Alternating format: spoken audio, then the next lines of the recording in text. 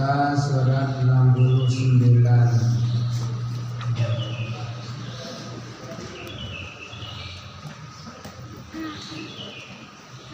Surat 69.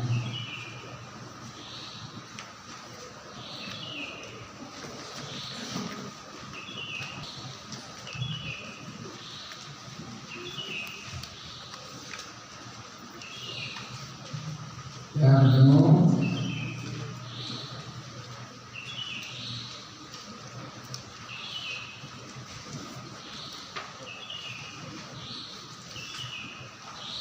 maju mbak, maju mau betul.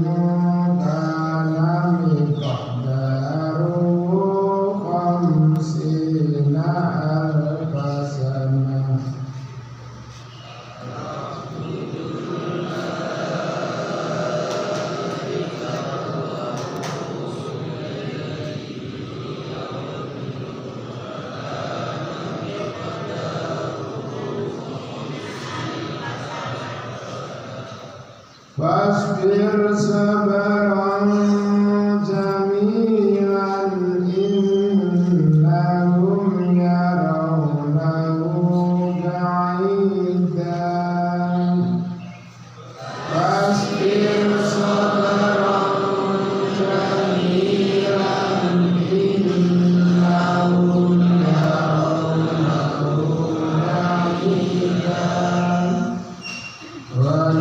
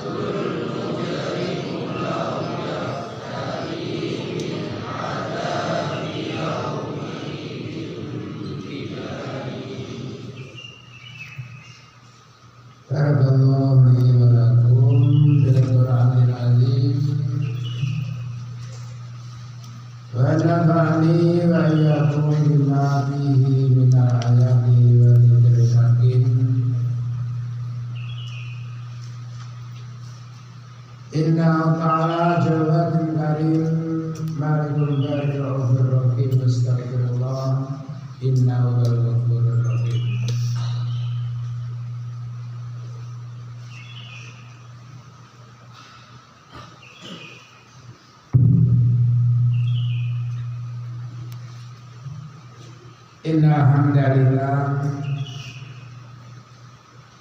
nahmaduhu wa nasta'inuhu wa nastaghfiruh wa na'udzu billahi min shururi anfusina wa min sayyiati a'malina may yahdihillahu fala mudilla lahu wa man yudlil fala hadiya lahu. Asyhadu an la ilaha illallah wa asyhadu anna Muhammadan abduhu wa rasuluh.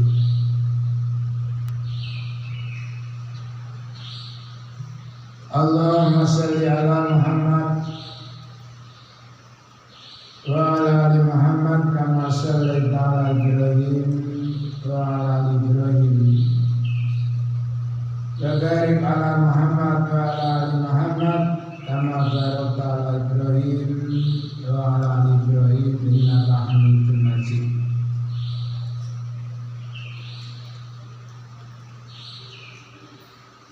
Amma ba'du, qala Allah Ta'ala fi kitabil karim, a'udzu billahi minasy syaithanir rajim. Ya ayyuhan nasu ubudu rabbakum alladzi khalaqakum walladzina min qablikum la'allakum tattaqun.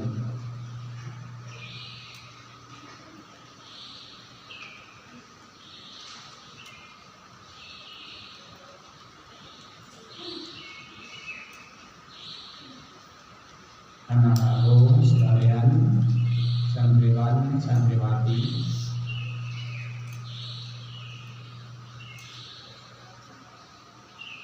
marilah kita tata hati kita, pendengaran kita, penglihatan kita, agar di dalam menerima keterangan kalian bisa menerima dengan jelas dan bahkan bisa menerima dengan lapang dada. Tapi kalau di dalam hati kalian sudah terdapat ganjalan, saya yakin walaupun Al-Quran dinyatakan sebagai asdaqul hadis, saya yakin sekali lagi kita tidak akan bisa menerima keterangan dengan baik, karena di dalam hati kalian sudah terdapat ganjalan atau penyakit. Sebagaimana firman Allah, fi qulubihim maradun fazadahumullahu maradun. Di dalam hati mereka sudah ada benih-benih penyakit. Penyakit apa?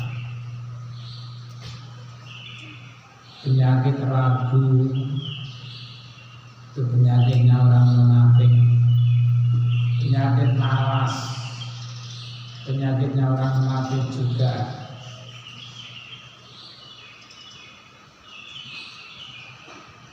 Dalam surat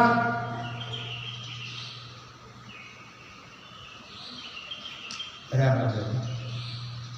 55, surat Yasin surat berapa? Itu diterangkan,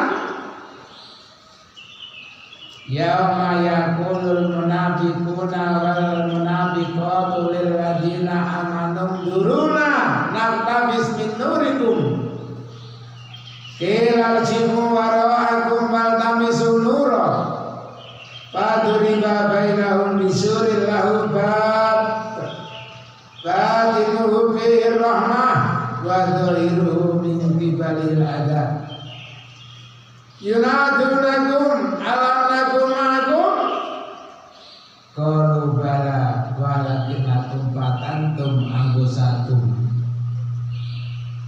bataram kastum wa gharakumul amaniyu kata ja'a amrullah wa ja'atumul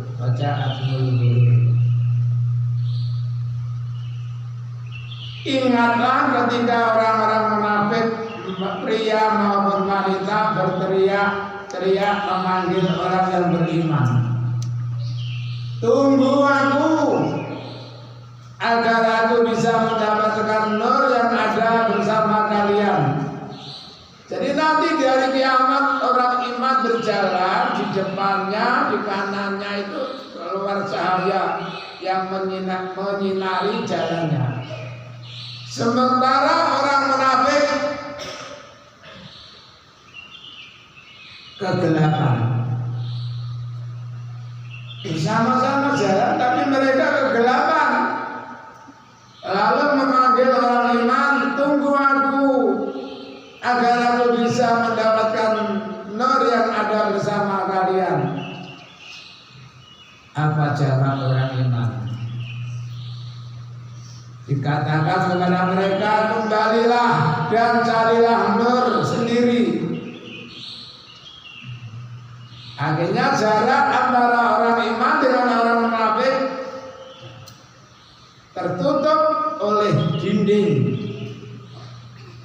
Di dalam dinding penuh dengan rahmat, sementara di luar dinding merupakan azab.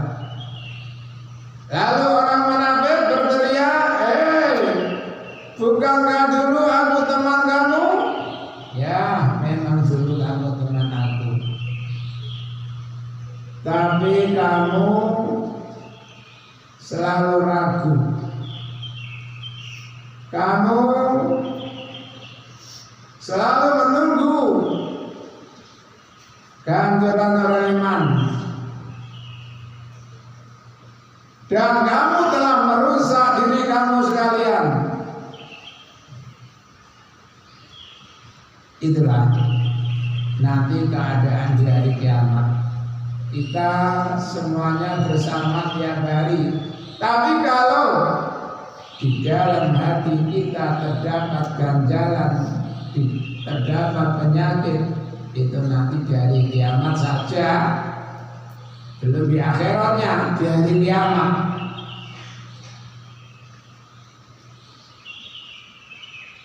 Di hari kiamat nanti, setiap manusia akan mengalami penderitaan yang amat besar, yang amat berat. Dijelaskan dalam surat Abasa, yauma yafirul mar'u min akhihi wa ummihi wa abihi wa sahibatihi wa banihi. Ingatlah akan datangnya hari di mana seseorang lari dari saudaranya, lari dari ibunya, lari dari ayahnya, lari dari suami istrinya, lari dari putra putrinya.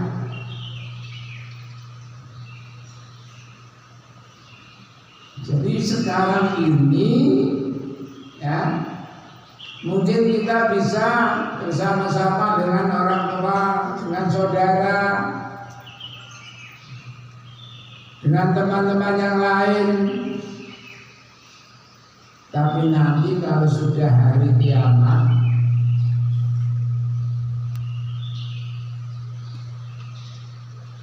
sudah tidak ada hubungan. Di sini tadi ayat 10 diterangkan wala yas'alu hamimun hamima. Dan antara sanak kerabat handai tolan tidak saling bertanya.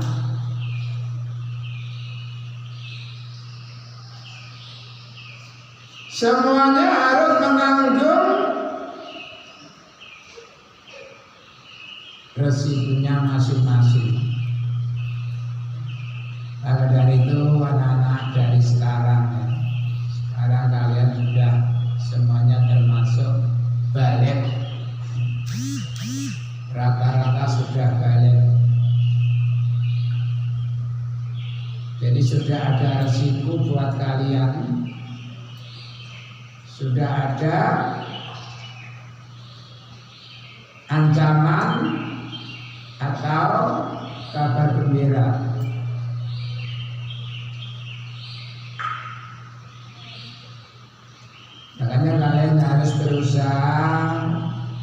dengan sebaik-baiknya, belajar ibadah dengan sebaik-baiknya.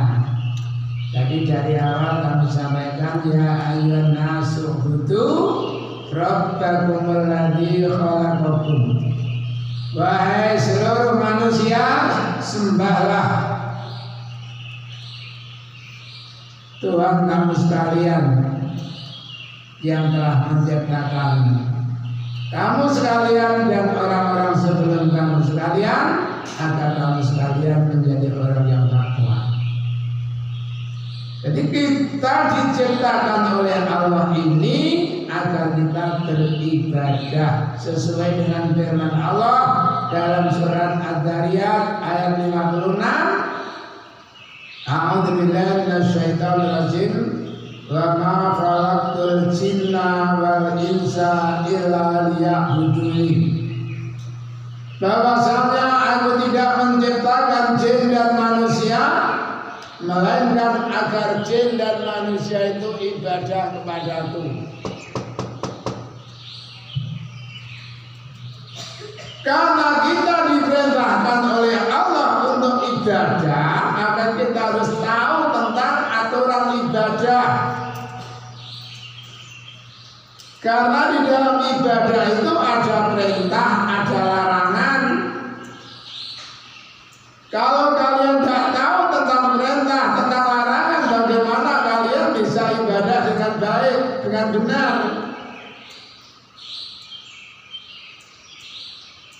Karena ibadah tidak boleh taruh buntai. Apa taruh buntai? Ikut-ikutan. Istilah orang Nganjuk, ruku-ruku kejam, melok-melok katut. Kita harus tahu aturan yang benar.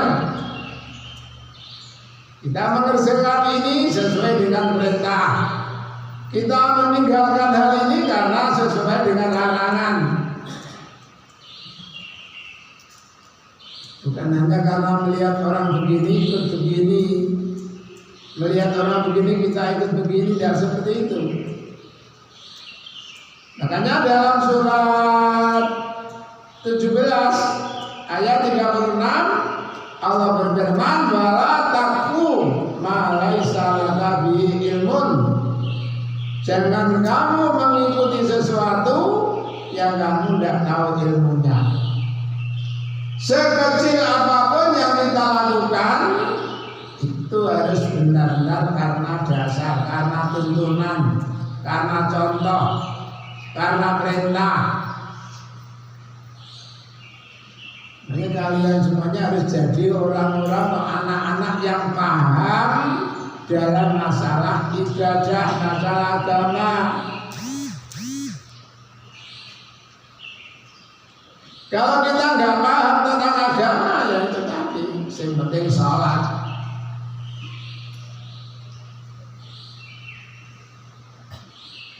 Padahal sejak zaman Nabi itu sudah sering muncul pertanyaan. Seperti salah satu contoh, ada seorang sahabat bertanya, amalan apakah yang paling disukai oleh Allah itu ya Rasulullah? Jawabnya adalah salat yang dikerjakan tepat waktu. Bahkan dalam hadis yang lain, fi awali waktiha, salat yang dikerjakan pada awal waktunya. Begitu masuk waktu salat langsung adzan salat. Jadi enggak hanya syukur, yang penting mengerjakan. Kalau orang-orang di pelosok-pelosok sana, ya kadang sholat, tapi asal-asalan. Yang penting sholat. Padahal sholat itu sudah ditentukan waktunya oleh Allah. Inna sholata kanat alal mu'minina kitaban mawquta. Jadi tidak bisa diulur-ulur.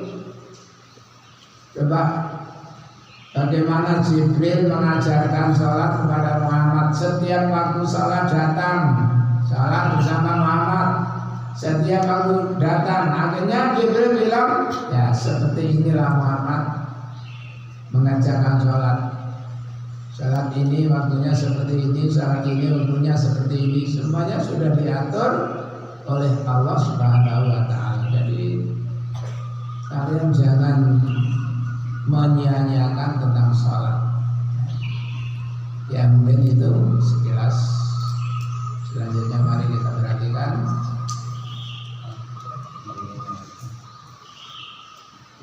A'udzubillahi minasyaitonirrajim. Aku berlindung kepada Allah dari godaan setan yang terkutuk. Bismillah, dengan menyebut nama Allah Ar-Rahmani yang Maha Pemurah, Ar-Rahimi dan Maha Pengasih. Sa'ala takon atau meminta. Sapa sa'ilun wong kang takon, wong kang njaluk. Dulu di zaman dulu ya, namanya zaman dulu, orang-orang bilang zaman kuno. Apa kuno? Zaman purba.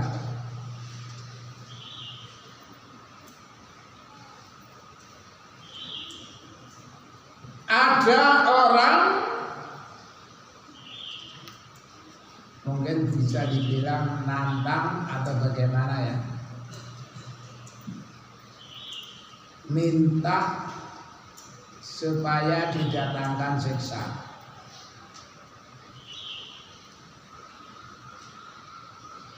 Minta supaya didatangkan azab. Bahkan dalam ayat yang lain langsung mereka berkata kepada Allah, Allahumma in kana hadza wal haqqu min indika fa'amtir alaina hijaratan minas sama awitina bi'adzabin alim. Ya Allah, kalau memang Al-Quran itu benar darimu, tolong hujani kami dengan hujan batu, atau turunkanlah azab dari langit. Jadi orang dulu kalau kafir temenanan, kamu berani ya minta dihujani batu? Ayo coba minta. Padahal lil kafirina kedue wong kafir laisa ora ana law maring siksa sapa dabiun wong kang nolak.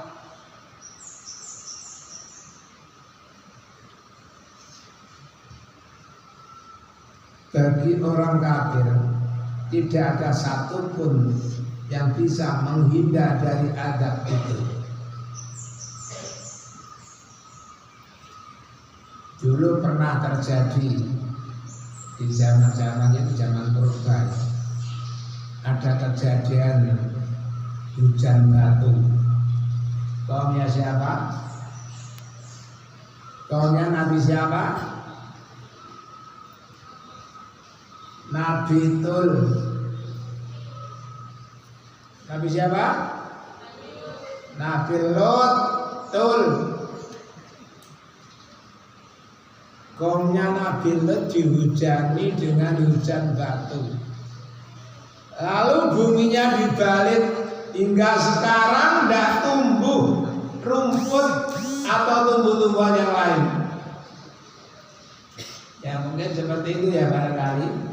Di Porong itu ada tanah yang luas berupa lumpur, tidak ada tumbuh-tumbuhan di situ.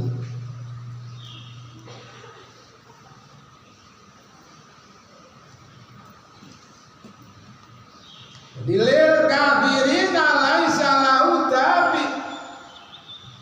Bagi orang kafir tidak ada yang sanggup menolaknya. Minallahi yang datang dari Allah Dil ma'arif, yang mempunyai tangga, tempat yang naik. Jadi kalau Allah sengaja menurunkan adab,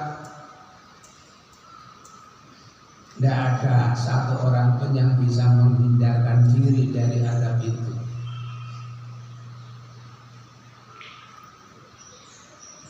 Ada yang ditenggelamkan di dasar lautan, ada yang ditenggelamkan ke perut bumi, ada yang disambar petir,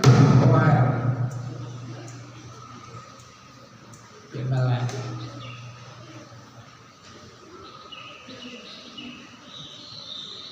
Dia Allah berfirman, "Wa minhum man aqadahu musaikah, wa minhum man agramna."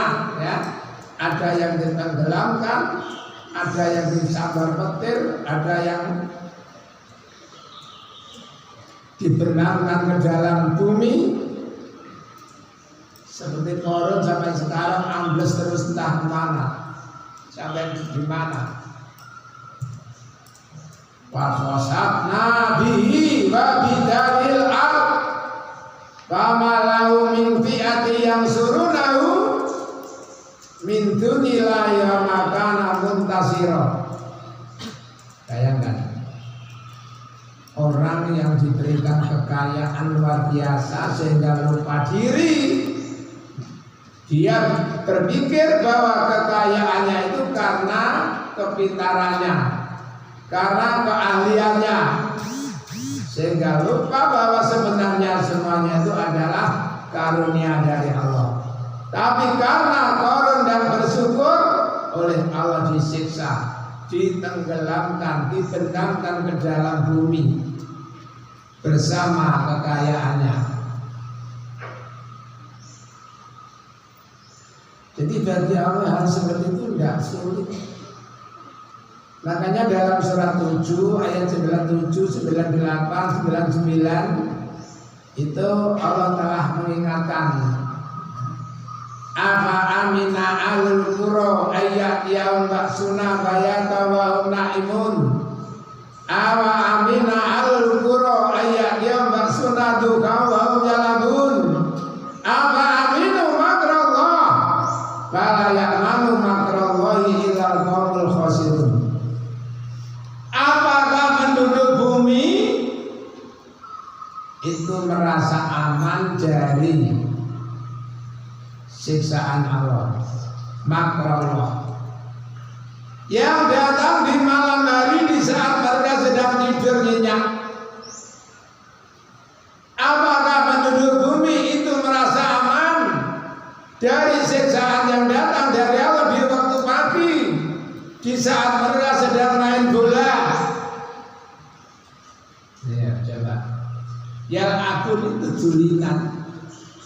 Apakah mereka merasa aman dari makar Allah? Ingatlah bahwa tidak ada orang yang merasa aman dari makar Allah kecuali orang yang rugi. Walaupun di sekitar kita sekarang ini aman-aman saja, tapi jangan berpikir bahwa kita aman dari azab Allah, dari murka Allah. Kalau Allah sudah murka, apapun bisa terjadi. Apakah itu mungkin beliung, apakah mungkin gunung meletus. Misalkan Semeru itu yang meletus sebenarnya ludes Jawa Timur ini, mungkin Jawa Tengah atau sampai ke Jawa Barat. Dulu sekitar tahun 63, kalian di mana? Tahun 63 kalian di mana?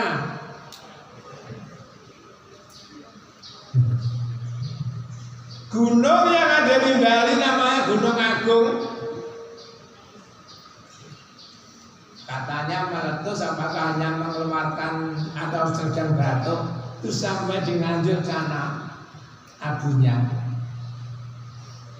Saya cari rumput untuk kambing-kambing itu enggak doyan.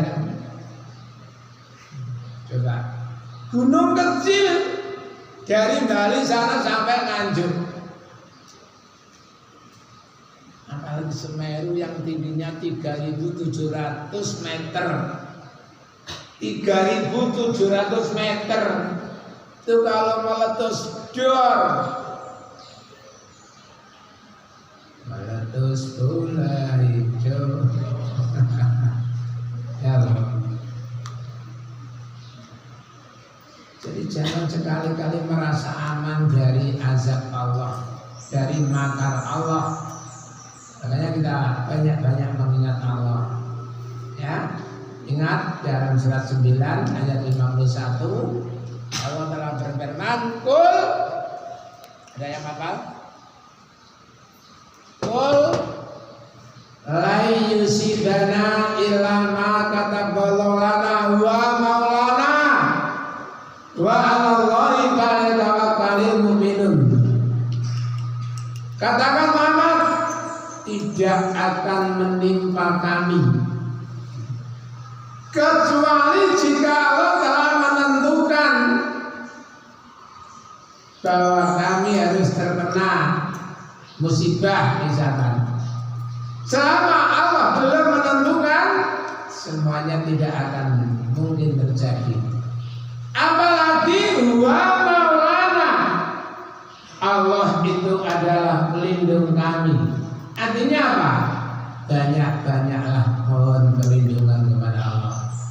Tapi sebelum kita memohon, kita harus membuktikan bakti kita kepada Allah. Iyyaka na'budu wa iyyaka nasta'in. Hanya kepadamu ya Allah kami menyembah, dan juga hanya kepadamu ya Allah kami mohon pertolongan. Aja mohon pertolongan dulu baru nyembah. Iyyaka nasta'in wa iyyaka na'budu ya Allah. Keliru. Iyyaka na'budu. Nah, ada lagi. Wa idza sa'alaka ibadi anni fa inni qarib. Ujibu da'watad da'i idza da'an. Falyastajibu li wal yu'minu bi la'allahum yarshudun. Itu katanya ada keterangan Nabi itu sebelumnya berpikir bagaimana kalau ada pertanyaan, Muhammad, Allah itu dekat atau jauh? Saya harus jawab apa ya? Makanya turun ayat itu, wa idza sa'alaka ibadi anni, apabila ada hamba-hambaku bertanya kepadamu Muhammad tentang aku, jawablah bahwa aku sangat dekat dan aku akan selalu mengabulkan doanya orang-orang yang berdoa kepadaku. Tapi ada syarat. Allah akan selalu mengabulkan doa hambanya, tapi ada syarat. Apa syaratnya? Falyastajibu li wal yu'minu bi la'allahum yarshudun. Hendaknya mereka benar-benar beriman kepadaku dan memperkenankan seruanku, perintahku. Jadi nak kepingin tunggu kita ya. Kalau kita ingin doa kita selalu dikabulkan oleh Allah, kita harus mematuhi aturan Allah. Ya seperti kalian misalkan minta uang ya. Oh ya. Satu saat ayah memerintahkan kamu, nak belikan ini ya. Malas ya. Nak belikan ini. Malas bu. Ya orang tua kalian makanya malas memberi. Jaluk ngotot dikongkon melorot. Ya. Jadi kalau kalian ingin mudah diberi oleh kedua orang tua, kalian harus menyenangkan hati orang tua kalian. Allah juga seperti itu. Saya akan selalu mengabulkan doa hambaku kepadaku, tetapi ada syarat, mereka harus benar-benar beriman kepadaku dan selalu mematuhi aturanku. Waktu sholat semangat, waktu ini terus apa saja banyak. Innallaha amarakum bi awamira fantasilu wa nahakum bin nawahi fajtanibu. Sesungguhnya Allah memerintahkan kepada kalian berbagai macam perintah, laksanakan. Dan Allah melarang kepada kalian berbagai macam larangan, tinggalkan. Kembali, bagaimana kita bisa tahu ini perintah, ini larangan kalau kita tidak mau ngaji, malas ngaji? Akhirnya itu agama atau ilmu hanya untuk pengetahuan saja, tidak diwujudkan dengan bentuk amalia. Pinter tapi gak ngerti, pinter kok gak ngerti, pinter tapi gak paham. Ini yang berbahaya, bahaya itu. Ya. Jam berapa? Jam 5. Oh, jam 5, jam 6. Ya, mungkin sampai di sini dulu. Insyaallah bisa diteruskan. Mudah-mudahan bisa dipahami. Mari kita tutup dengan doa majlis. Subhanallahumma wa bihamdika, asyhadu an la ilaha illa anta, astaghfiruka wa atubu ilaik. Assalamualaikum warahmatullahi wabarakatuh.